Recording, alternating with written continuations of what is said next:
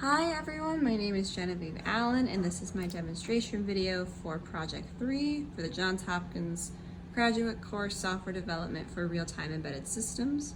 So the goal of this project is to calculate the RPM of a fan using an infrared detector, an infrared emitter, and then using an LED as kind of a symbol to symbolize if we have entered the interrupt function. And this interrupt function is entered when the beam has been broken. Shown there. There we go.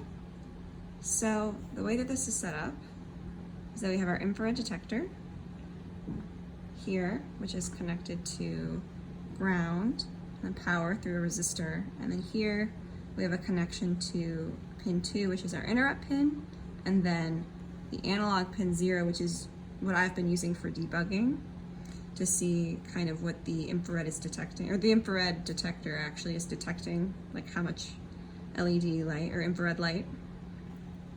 And so here we have our emitter, has a resistor, a connection to power and ground. And then we have our LED, which is used to the signal is changed from high to low or low to high in the interrupt function. And while I am not the best at this, I'm not the best fan holder, there we go. Here is an example of the beam being broken by the fan and the LED changing based on the interrupt function.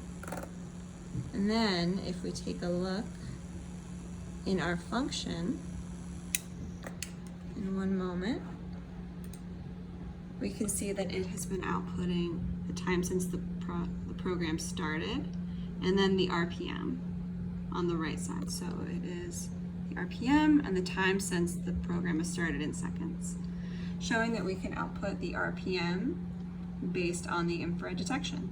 Thank you so much. I'd also like to give a huge thank you to Professor Ferguson and everyone who answered my questions through the email chains.